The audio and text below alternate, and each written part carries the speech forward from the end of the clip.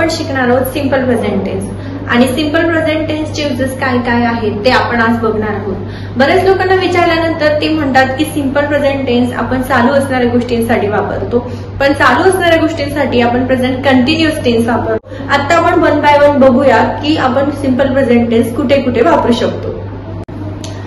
तर simple present tense वापरण्यासाठी आपण फॉर्म्युला वापरतोय सब्जेक्ट V1 ऑब्जेक्ट। ओके, तर सब्जेक्ट म्हणजे काय, वर्ब म्हणजे काय, ऑब्जेक्ट म्हणजे काय हे तुम्हाला माहिती असणं गरजेचं आहे, कारण वाक्य बनवताना आपल्याला ह्याच फॉर्म्युलाचा यूज करायचा आहे। पण तर सब्जेक्ट म्हणजे काय, तर सब्जेक्ट हा आपण याला म्हणतो कर्ता की नाउन किंवा प्रोनाउन्स जे असतात सिंपल शब्दामध्ये नाउन किंवा प्रोनाउन्स जे असतात ते म्हणजे सिंपल। आता नाउन म्हणजे काय, तर व्यक्तीला वस्तूला दिलेलं नाव जसं की राम, सीता। त्यानंतर प्रोनाउन म्हणजे काय, तर आय, वी, यू। तर वर्ब म्हणजे काय, वर्ब म्हणजे आपली ऍक्शन, थोडक्यात सोपी शब्दामध्ये आपली ऍक्शन, जाणे येणे, खाणे पिणे, उठणे बसणे, खेळणे वाचणे लिहिणे, जे पण आपण कृती करतो, ऍक्शन करतो त्यालाच आपण काय म्हणतो, वर्ब म्हणतो। आणि सगळं डिपेंड असतं ते वर्ब वरती डिपेंड असतं। झालेल्या गोष्टी सांगताना आपण वर्बचे फॉर्म्स चेंज करत असतो, होणाऱ्या गोष्टी असतील वर्बचा फॉर्म चेंज करत असतो। त्यामुळे इथे वर्ब हा खूप महत्वाचा आहे, सगळ्यांनी वर्ब व्यवस्थित लक्षात ठेवायचे। त्यामध्ये मी एक पार्ट अपलोड करणार आहे वर्बचे फॉर्म्सचा, कारण वर्बचे फॉर्म्स जर तुम्हाला माहिती नसतील तर तुम्हाला सेंटेन्सेस बनवताना मिस्टेक्स होणार। ठीक आहे, सो सब्जेक्ट V1 ऑब्जेक्ट मधला सब्जेक्ट तुम्हाला कळाला, नाउन किंवा प्रोनाउन। वर्ब म्हणजे आपली ऍक्शन, ऑब्जेक्ट म्हणजे काय, तर it can be anything, it is not fix any place, person or thing. Okay, now will see the uses of simple present tense. आता सिंपल प्रेझेंट टेन्सचा पहिला यूज आहे things that are always true. ज्या गोष्टी नेहमी true असतात, खऱ्या असतात, जनरली त्या ट्रू असतात, अशा गोष्टी सांगण्यासाठी आपण सिंपल प्रेझेंट टेन्स वापरतो।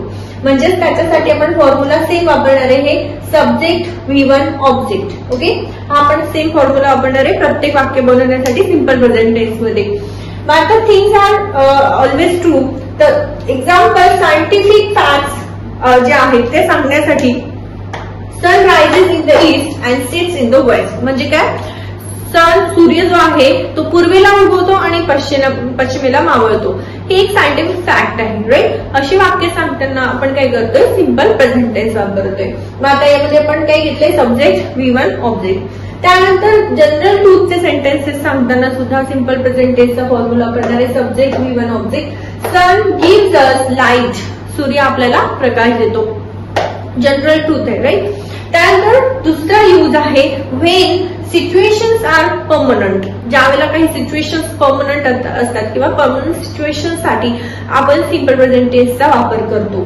मग सीता लिव्हज इन मुंबई, सीता मुंबईमध्ये राहते, ती राहत आहे, राहिली आहे, राहणार आहे, असं काही बोललंय का आपण, ती राहते, ती तिथे राहते, ती परमनंट आहे। ओके, त्यानंतर Ram works at library, Ram जो आहे तो लायब्ररीमध्ये काम करतो, त्याची परमनंट सिच्युएशन आहे, तो तिथे परमनंट काम करतो। ठीक आहे, मग अशी वाक्य सांगण्यासाठी आपण काय वापरतोय, सिंपल प्रेझेंट टेन्स। त्यानंतर थर्ड यूज आहे repeated actions or daily routine. Repeated actions म्हणजे जे ऍक्शन्स पुन्हा पुन्हा घडत असतात, डेली, वीकली, मंथली, इयरली, मग ती दर आठवड्याला, दर महिन्याला, दर वर्षी होऊ देत, पण त्या ऍक्शन सांगताना आपण सिंपल प्रेझेंट टेन्सचा यूज करतो।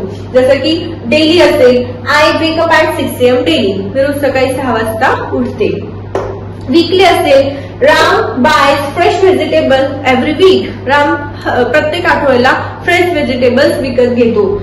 मंथली सांगायची असेल, Sita pays light bill monthly, दर महिन्याला ती लाईट बिल पे करते। इयरली असेल, I celebrate Diwali at my home town every year, मी दर वर्षी माझ्या गावाला दिवाळी साजरी करते। हे सगळ्या ऍक्शन्स काय, रिपीटेटिव्ह ऍक्शन्स आहेत। ओके, आता आपण बघूया टाइम वर्ड्स आपण कोणते वापरतो। टाइम वर्ड्स म्हणजे काय, तर वाक्याच्या शेवटी डेली, वीकली, मंथली, इयरली जे आपण लावणार आहे त्यालाच आपण म्हणतो टाइम वर्ड्स। तर आता सिंपल प्रेझेंट टेन्स मध्ये साध्या वर्तमान काळामध्ये आपण टाइम वर्ड्स काय वापरतो, तर daily, weekly, monthly, yearly, always, frequently. Frequently म्हणजे काय, वारंवार, ऑलवेज म्हणजे नेहमी, समटाइम्स कधी कधी, नेव्हर, एक्सेट्रा। ओके, तर हे टाइम वर्ड्स आपण सिंपल प्रेझेंट टेन्स मध्ये वापरतो। त्यानंतर डेली रुटीन कसं सांगायचं, तर डेली रुटीन सांगण्यासाठी आपण फॉर्म्युला वापरणार आहे सब्जेक्ट V1 ऑब्जेक्ट. प्रत्येक वेळेला हाच फॉर्म्युला वापरून आपण सेंटेन्स बनवलेला आहे. आता डेली रुटीन कसं वापरतोय आणि याच्यामध्ये सगळ्यात महत्वाचे असतात वर्ड्स. तर वर्ड्स लक्षात ठेवायचे. Wake up, get fresh, have, go, हे सगळे आहेत वर्बचे first form. Okay, now I wake up at 6 AM daily. मी रोज सकाळी 6 वाजता उठते. आय गेट फ्रेश, मी फ्रेश होते. आय हॅव ब्रेकफास्ट, मी ब्रेकफास्ट करते. I go to office at 10 AM, मी 10 वाजता ऑफिसला जाते. I have lunch at 1 PM, मी 1 वाजता लंच करते. I complete my office work, me office work complete करते. I come back to home at 6 PM, मी 6 वाजता घरी परत येते. आय गेट फ्रेश अगेन, मी परत फ्रेश होते. I watch TV for some time, मी थोडा वेळ टीव्ही पाहते. I drink a cup of tea, मी 1 कप चहा पिते. I spend quality time with family, मी फॅमिली सोबत क्वालिटी टाइम स्पेंड करते. I have dinner with my family, मी फॅमिली सोबत जेवण करते. आय गो टू बेड, मी रात्री झोपते. ठीक आहे, तर ह्यामध्ये आपण काय केलेलं आहे सब्जेक्ट, व्हर्बचा फर्स्ट फॉर्म आणि ऑब्जेक्ट प्रत्येक वाक्य बनवण्यासाठी. तर या टेन्स मध्ये करते, जाते, खाते हे असे शब्द आपण त्यामध्ये वापरतो. Next use schedule event, events that are time table. Okay, जसं की for example the train to Mumbai arrive at 10 AM daily. मुंबईला जाणारी ट्रेन रोज 10 वाजता येते. हे शेड्यूल आहे, शेड्यूल इव्हेंट्स आहे, फिक्स आहे, रोज त्याच टाइमला ट्रेन येते, म्हणून आपण सिंपल प्रेझेंट टेन्स वापरला. Show starts at 11 AM daily. Show रोज 11 वाजता सुरू होतो. रोज तो टाइम टेबल नुसार 11 वाजता सुरू होतो. त्यानंतर नेक्स्ट यूज आहे समरायझिंग मूवीज ऑर स्टोरीज. मूवीज किंवा स्टोरीज जर आपण समराईज करत असणार, शॉर्ट मध्ये सांगत असणार, अशा वेळेला आपण सिंपल प्रेझेंट टेन्सचा यूज करतो. म्हणजेच स्टोरी सांगताना सब्जेक्ट V1 ऑब्जेक्ट, म्हणजे जसं की